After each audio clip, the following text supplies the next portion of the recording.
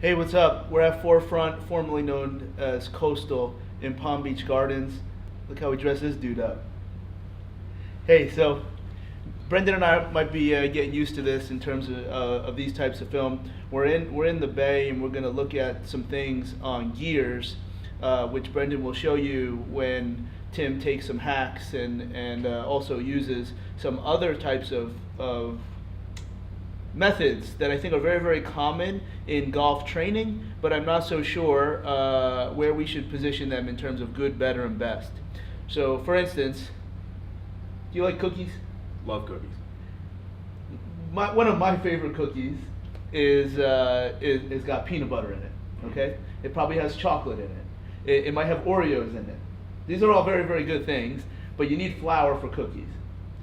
I'm pretty sure if I put flour, chocolate, peanut butter all together at once, even though they're all really, really good ingredients, it doesn't really make sense that that is going to come out like a good cookie. And that's what I think we're going to try to uncover here today. Years back, Anthony Connors, who's head of fitness at Baltusrol, was having, and this was at Drive, would have not unathletic, but not terribly athletic folks doing these box jumps where you twist 90 degrees. And we're going to look at that on gears. And I would look at it and I'd be like, that scares the hell out of me to see like some dude in his late 40s barely getting up to an 18-inch box. But that's what I think. I think that choice is like putting flour and peanut butter together to make a cookie. Just because there's vertical thrust and rotation in the golf swing doesn't mean that putting them together actually does something useful for the golf swing. Now let me make something perfectly clear. There's nothing wrong with jumping and twisting as a general skill. I don't think that's why people are doing it. I don't think that's why people are enamored with it in terms of getting into a golf training approach. I think they're enamored that somehow just because you do vertical jump and twist, if you do them together, somehow it works. So here's what we're going to do. We're going to have Tim take some swings, and Brendan will comment and take a look at the data, which is through gears, which is really going to help us understand sequence, joint positions, sometimes angular velocities. And then we're going to look at the jump on this very box that I'm sitting on. And we're going to see what the truth is, because I don't think they're anywhere close. And I'm sure you'll still do them, and because you don't want to be wrong, but you're going to start to see that there's probably these two movements have really nothing to do with each other. Then we're going to look at a smaller box and look at a lateral hop, which I have an idea, and I'll keep that to myself. And then if we have time, we're also going to look at a med ball slam, but in a rotary pattern. And we're going to start to see of those different explosive, low body weight, speed, strength activities, which one is sequenced and has the joint angles most similar to the golf swing. That's our game plan here today. And just see what the truth is. Because I think when it comes to training any level of sport, one thing that I get really, really excited and I love about training golf is I don't really care about the culture of golf. And that's going to be my MO. No matter how much my Nike golf shirt costs, I don't care. So many people actually care about what it looks like and what it feels like and if something is golfish. Let's find out the truth. And then we can also take this exact same little mini fake study and do it on force plates and actually see if the exercises that we're choosing, do we have any reason to believe they would have carryover other than this whimsical link of something that looks like it has flour and peanut butter and we're just going to mix it together. I don't know if that always works out. Does that make sense? Makes a lot of sense. Perfect sense. What do we need to do here, Brendan, to get Tim set up to take some wax, and we're going to learn on what we see on gears? So what we're going to do first is we're going to capture a swing from Tim. We've got them all wired up here in the Gears system. For those of you not familiar, Gears is sort of the preeminent 3D motion capture platform available in the world. We have it here, and we're going to use that data and look at that data, and then we're going to analyze some of the movements that Charlie talked about. And what we're going to look at is just some very general, we're not going to get too deep in the weeds on the actual specific numbers, but we're going to look at how we're sequencing in both movements and perhaps why or why not a certain exercise matches some of the things Charlie was just talking about as far as We don't know what's going to happen, right? Like we don't. haven't done this before. This is just me running my mouth. this tape may not even exist. Yeah, might be the this last is just tape. me running my mouth and trying to understand the truth of something that doesn't make sense. But if I have a perspective that's a little bit different than what infiltrates most of golf training, that's what we're trying to figure out. So do you think we can get closer to what I'm trying to understand here with gears? Absolutely. All right, then. And remember, there's nothing wrong with any of these other exercises. I'm saying that they don't have the carryover that people think. You might still want to do it. There's nothing wrong with it as long as it looks good and it's safe, even though the whole idea of it looks a little creepy to me. You have 2 opportunities to twist both knees, and it doesn't. And I'm sure the evaluation of tibial rotation, internal, external, on both sides, always premier, of course. So. And all right. I think one of the important notes of that real quick is a caveat. Tim, he would admit, is not a what I would call an elite golfer. He's elite at many things. Golf is not one of them. But the important note He's there, not garbage. the important note there to understand. And he's wearing a Titleist hat, so that makes it good. Because the important note there is we get to like specificity and why we would be using a certain exercise and who we're using it with. You're not going to see, and we can even look at in 3D the patterns of an elite golfer. But it's important to know if you're using these type of exercises, who are you using it with and what's the application? Tim being a very good athlete but not a great golfer, this may actually be patterning something we don't want in his golf swing, and vice versa with the elite golfer, we may be working against what makes them explosive and good already. So kind of filling in what Charlie's talking about on specificity and why we're doing things. There's different reasons with different levels of player that you may or may not want to do it. Because I see a lot of people seem to be using this to try to build a pattern. And like Charlie said, general power work is great. General lower body power work, explosiveness is an important characteristic. But if you think you're using this to make somebody longer in their golf swing, I'm going to have the hypothesis that that's not correct, and we'll talk about why. So we can take it away from golf. Yeah. And maybe live more in my wheelhouse. If we're doing something to increase a general quality, in theory, particularly when it's explosive, that's rate of force development and that's connective tissue, particularly of the tendons. That means a whole lot, but basically those are the 2 things that are going to get you more explosive and improved performance. To some degree, the movement doesn't matter to a point. Anytime you're training strength and power and add something in the transverse plane, rotation, you are automatically lowering the ceiling for maximal output. You might be getting closer for carryover to something, but there's very, very few movements or very, very few apparatus that you can use and still be in the transverse plane and have just as high or close to as high of a ceiling as you would in these other general skills. Just jump straight. Like that's all I'm saying. If you're trying to, you like when you say you want to hit it longer, just jump. And now again, as another layer, I'm not sure a box jump is the answer. With a lot of high-level athletes, we have gotten to broad box jump. And again, another day, another time. But there is no rotation. Now you could do lots of rotation in your warm-up. Your warm-up is going to set you up to get longer with other things. So again, I have to be clear, and if I say it multiple times, it's usually important. There's nothing wrong with jumping with a twist. Yeah. You will never jump as high or as fast with a twist as you would just jump in the sagittal plane or even just the frontal plane, which we'll look at. Yeah, I think there's better tools for maximal specific power output, med ball being an easy one. I think that's, exactly. if you want to do rotational power work, You're training the brain. that's going to be more effective. So we'll talk about that. All right, let's. What do we got to do here? All right, so let's get Tim set up. Charlie, you want to move out of the firing zone. Tim is set up here, and you're in the right position there, Tim. So, Tim, when I say go, you are clear to fire away. Have at it.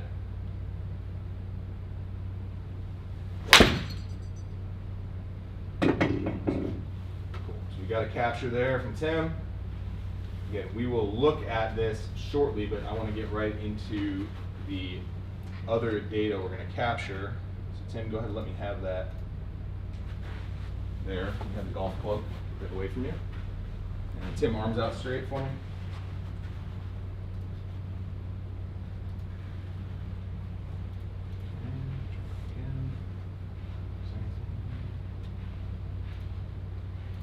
Hey, so while Brendan's doing this, when you use gears, obviously it has high utility for the golf swing like you just saw. But we can measure lots of other movements in other sports. And at the very, very least, something that would be very, very important from the medical side is that you're fine and we may not even learn anything that has a direct impact on your training. You have a brilliant return to play protocol foundation, meaning you better come back in here and be as close as you can to your original stuff when you're back to play. And that's a big piece that's missing, particularly in youth sports. It's not that there's not good training. It's not that there's not good rehab. It's not that there's not good surgery. But how do you know when to come back? Well, no one's measuring any of these things because of the functional sphere, the logistics. But now you have an opportunity to come back, do it once, and just do it another time when you're ready to come back and play. All right, Tim, so we're move around for me. Cool, you got it there, yep. Show him your moves, like I said, Tim. Okay. Something Tim is elite at, here we go. Not the golf swing, but the man has hips. He can do it. All right, are we ready for the box? Yeah, so we're ready for any movement we want to capture. All right, so let's do the rotation first. Brendan, you just tell me where I need to slide this in. Anywhere I would put it, I'll probably have him take off the black thing, and then you can land him right there. And then it's perfect. You should be inside the sphere. So he's going to set up the same way. And then, Tim, you're a coach. You've been around. Just jump the way you see people do it. Tim, let's have you face that way. We're matching a right-handed golf swing since you're right-handed. Okay. We want to see the patterns. So correct, you're going to land facing forwards. Correct. But you're not going to do anything with your arms. You're just going to jump the way you see it. And I'll just hang out over here to make sure this doesn't move. Go ahead.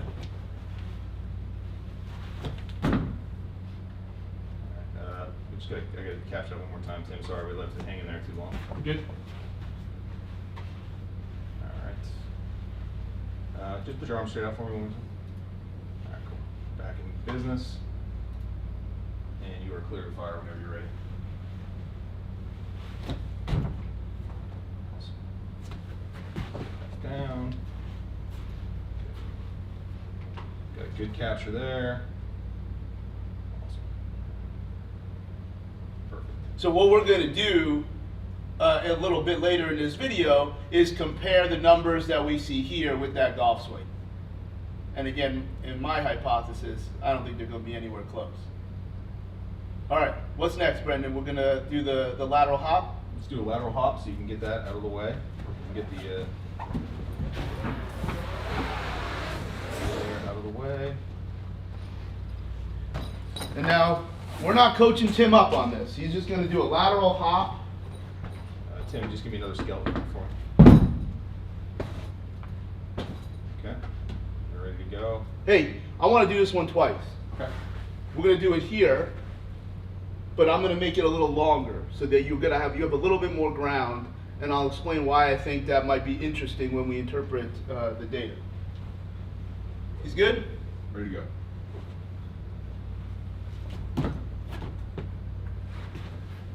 Hey, let's do it again. Give me left foot to left foot. Left foot to left foot. In the nomenclature, same foot to same foot is hop. So this is in the frontal plane, lateral hop. I think you just did a lateral bound or a lateral leap. All right? Because we got to make sure we're all talking the same language. Pick you up again real quick. Yeah, there we go. Okay. Whenever you're ready. Good. Now, when you go longer, don't worry about sticking it, because we're just looking for what would be close to happening at impact. We just captured an ankle explosion. So if you need to walk it off or do double landing, that's fine. One more, 50 one more time. There you go. You're ready. All right. Whenever you're ready.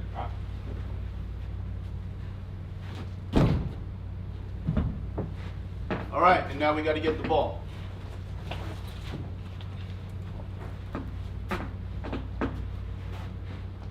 A little weird there on the landing. That's all right.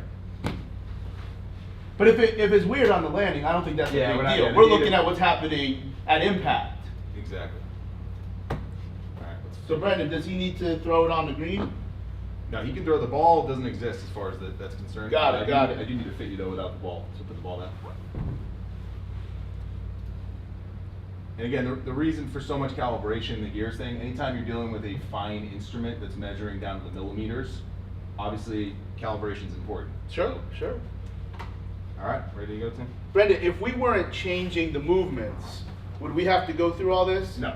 So remember, if somebody's coming in to use gears for the golf swing, you're going to test them once, you're going to calibrate it once. We can teach a lesson with it on, and I shouldn't ever have to recalibrate the body in an entire session. What if they change the club? Let's say they're using a driver and then they go to an iron. Typically what we'll try to do is sticker up all the clubs they want to use prior and calibrate them all so we're ready to go. But there's a lot of information you can So if derive. you just change clubs, but you calibrated it first, the computer knows. Exactly. All right. Yep. Yep. We can store it all in there. All right, Tim, whenever you're ready. We're just doing overhead. Hey, so let's do. It's going to be rotational slam. Okay. So you're winding up, bringing it this way, Yep, but you yep. do it any way you want. Gotcha. Like you do whatever you want with your upper body. Yep. Because we need to be consistent. We didn't coach you on to do anything. Mm-hmm. All right. We good? Yep.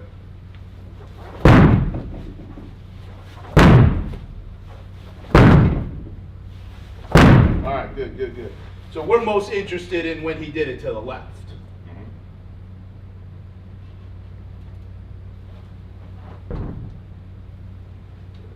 Good data there. Awesome.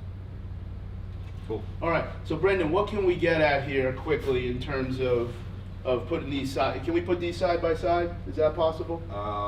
I can compare. Or how about this? No, I can. Yeah. You can. And then you got it. You're because you know how to read it. You have an idea of what I'm looking for. So what do we want to see first? So we'll go. So what would be something interesting to look at between because the two that I most care about is the golf swing and this rotational jump. What would be crucial? How about the pelvis and the hips? Okay, so there's. Oh, that was an early one. Sorry, that was him. That was a trial. Let's see if we can get him here. There we go. Okay, cool. All right, so that's the one. All right, so few things here I don't love. So start up. What don't you love about it? Were we too sloppy with measuring? No, Or is there I something- think I'm talking From a golf. I'm already getting in terms of things I You're don't. giving your opinion. Giving my opinion. All right, all right. So, and again, Tim, not an elite golfer, so some of the things we're seeing in his swing, I would consider things we'd want to clean up from a golf swing standpoint. However, one of the things you'll notice first, and I think this is probably the most misunderstood thing in the golf swing, Look at his left foot. is Tim is loading to rotate to jump. He's in kind of a full squat and then an extended rotational position, obviously landing on a box. So I think the most obvious thing is that he's projecting himself forward in a motion that really should exist in more of a circle. So in the best players in the world, or the most explosive players in the world, hard decelerate on their front side. Their front hip breaks, and that's where they get a lot of their speed from. Obviously, this jumping person is not decelerating really at all until he lands in the box. So we're really not getting any value out of front side deceleration. And we've got both legs essentially working together, whereas in the golf swing, we're going to see a lot more. Here you'll be able to see it. There's a tick-tock nature. So you see Tim's left hip here. Let's get above him here. So we're getting above Tim here. So if we see Tim's pelvic position down This here. is it. You're never going to see that. So you see Not even close. So you see Tim's his hips are projecting forward and rotating in this position here. So we've got joints here. That's Tim's center of his pelvis. That would be like his kind of roughly in the base of his spine, base of his lumbar, in the middle of his pelvis. Here we see it projecting forwards and out. Whereas here, what you're going to see in elite players is them moving backwards with that centerpiece. So not a whole lot of valuable transference there at all, really, what I would say. Hey, put that into like Like 1 or 2 sentences. These two movements don't have a ton of carryover. If anything, I would say that the things you're training on the jump and the right are things we're trying to not or to avoid in the golf swing. So when you hear somebody talk about coming out of their posture, or Tim loading up there, which is correct for this jump, he's loading deep into both knees. If you flex both knees, what does your body want to do? Extend. That's what you do when you jump. 2 legs extend. Now, if we're talking about a golf swing or rotational motion, just like running, now we've got these the legs doing the opposite motion of each other. They don't move together. They should have a reciprocal nature, much like running. You're running one leg up, other leg down, one hip flex, other hip extended. That's more of what we're looking for in the golf swing, where you're going to find more carryover. This rotational jump is basically cueing projection forward towards the ball, which is early extension, which we don't want, and the legs working together to create rotation, combined with a 2-legged landing forward, where in reality, we're trying to get one leg to decelerate and push the body backwards. Does that make sense? Makes perfect sense. Way more than 2 sentences. But hey, answer this. All right, now, here, put it back. So maximal hip rotation at impact, or right before impact. Right before. Yeah, right there. So when you see this line here, all right, so that's what I'm looking at, because you see he has not delivered through yet. Okay, he waited as long as he could to bring his hips, and then his knees are still bent right here. Is that correct? Like what I'm pointing at? Correct. When he gets anywhere remotely close to the angle, because remember it's measuring the dots, his knee is already extended. He's already pushed off. So his whole body is already he's done. So you're still relatively on the ground here, and here you're way off the ground. Now, I know in my mind a force plate would be, would be a much more comprehensive part to this conversation. But is that correct? What I'm thinking is that here the knee is bent. He's already off the ground here. Correct. So this is useless. Yeah. This is just a function of giving up all of his top. He's basically exhausted everything he's going to get in a golf swing from his upper body and his lower body, because he's not on the ground anymore. He can't generate any more power. Yeah, I think a good analog from another sport would be pitching in baseball. You wouldn't train a pitcher Yes. to launch them, even though theoretically they're getting closer to home plate. You would never train a pitcher to launch themselves, because they lose that ability to follow the kinematic sequence correctly and get all the energy to their arm. As Charlie said, when you're in the air, there's nothing left to But is that what I'm seeing here? He's Correct. already in the air, and again, our force plate would be a much better, or even a pressure map. Correct. Yeah, he's already off the ground. So again, you guys are you're the golf guys. If you're already off the ground, you can't generate much, if any, more power. But in this, you can. Exactly. I think that's what people are seeing. Why? What people are seeing on video of ground force, or everybody talking about using the ground correctly in the golf swing. The reason those guys are off the ground at impact is because of the braking force they're creating into the ground to get speed to the arms. They're not jumping. I think that's probably one of the biggest misconceptions you'll see, is that it's not a jump. It is a function of so much rotational force. No choice. That they have to come off the ground. So here, now I'll try to put it into maybe 3 sentences, because this is training now. They're putting so much force in the ground that they have no choice but to come off the ground. They're not trying to leave the ground. That would be measured through impulse if we had a force plate here. But now from a training, well then why do we do jump training? Why do we do Olympic lifts? Why do we do mid-thigh pulls where you're pulling up, when you're actually just teaching to push down? You don't leave the ground. Well, I guess you could coach Olympic lifts closer to this if you wanted to, for just general athletic, qualities. But if you're truly trying to create that, slide a piece of paper under your foot in the golf swing, you train pushing into the ground as hard as you can, and the force plate would tell you that you never ever leave. This would be different. Like, Exactly. Yeah, I think you would see a zeroing out of the force play way too early. Yes. You know, you will see a zero out on a really explosive athlete, but the zeroing out will happen probably post impact, I would say, or right at impact. Well, post.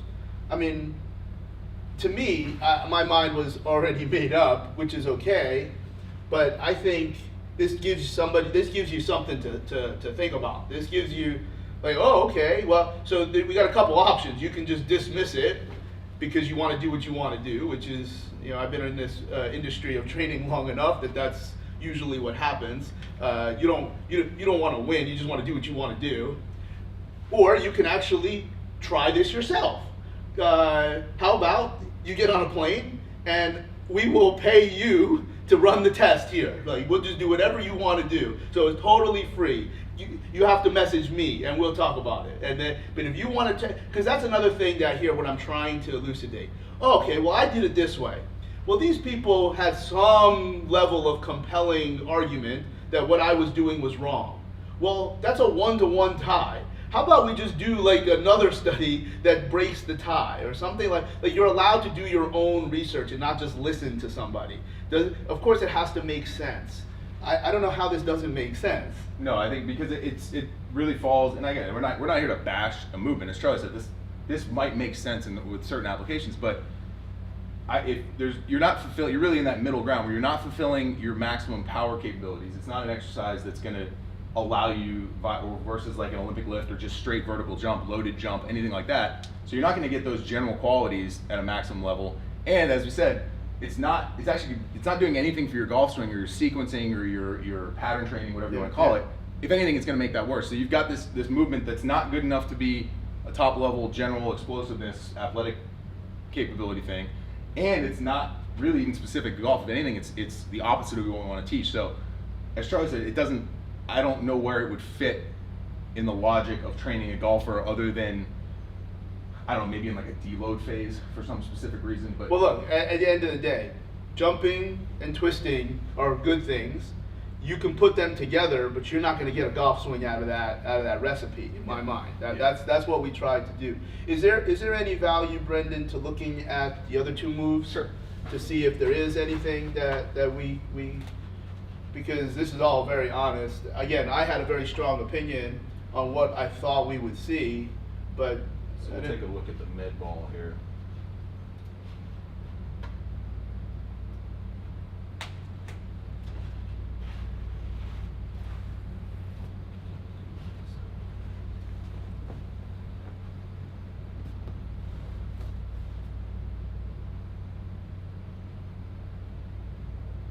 So this is a rotational slam from Tim here. And what I like, or the elements that I'm going to like a little more, is Charlie said, again, it's not specific. We can get nitpicky about if it's a sequence, but the big important things are happening. He's getting taller in the backswing, or the upload, whatever you want to call that, which is the same thing you're going to see in elite long drivers. It just makes sense. If you want to jump higher, your pre-move is going to be up, not down, down, down, up. So that makes a lot more sense from a movement standpoint. And then Tim's feet, when he's imparting the maximal force on the ball, his feet are on the ground. And it looks at like impact from the hips down. Is that correct? Yeah.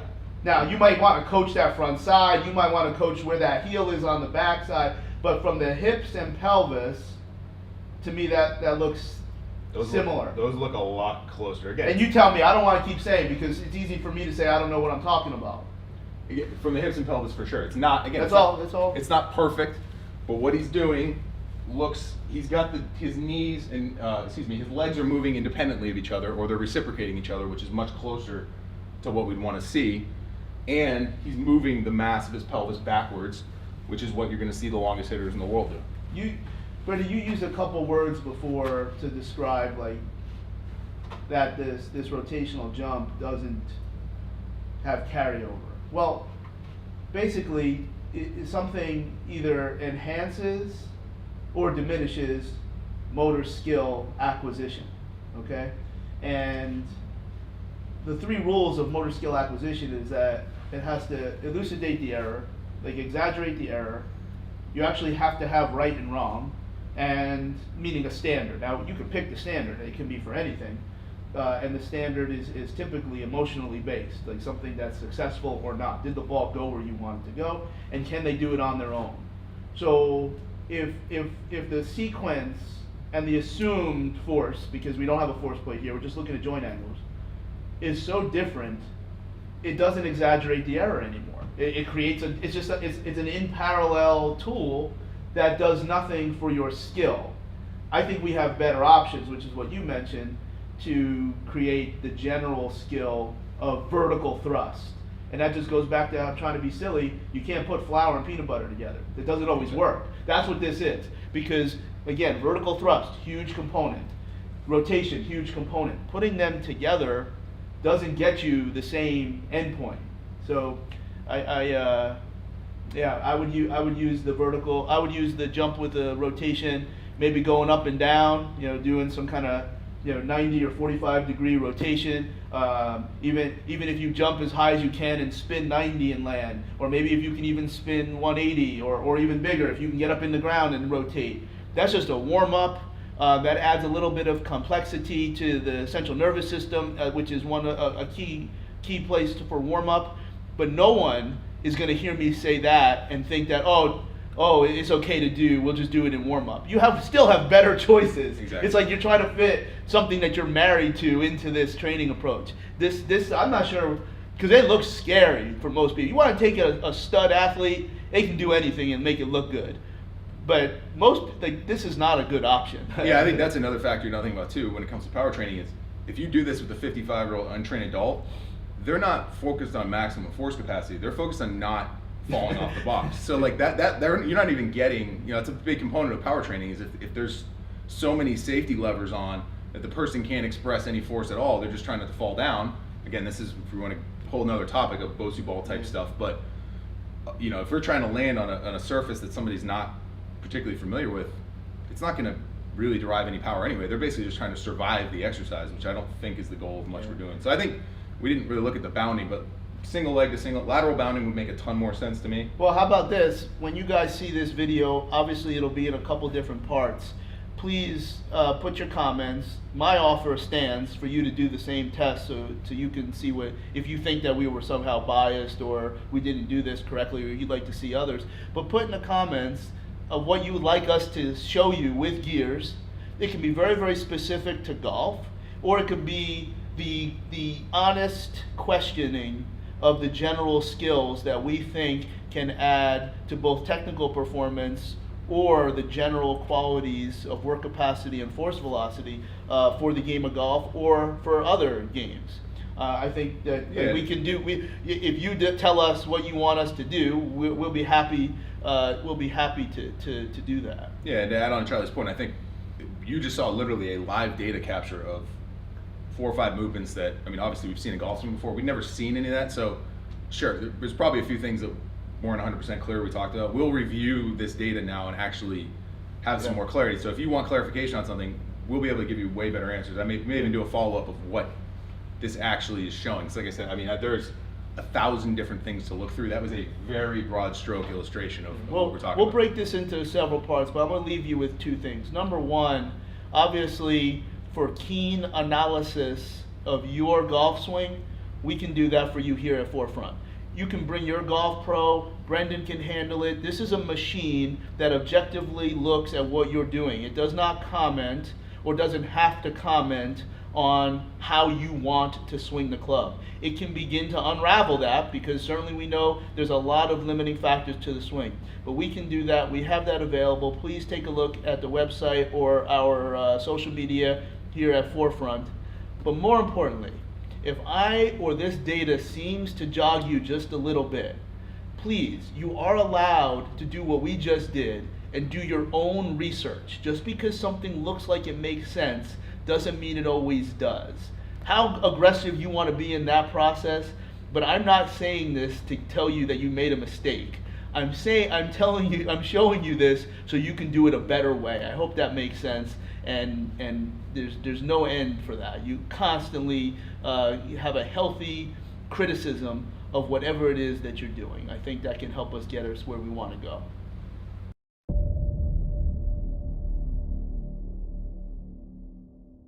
You have a good opportunity to create a very, very dramatic effect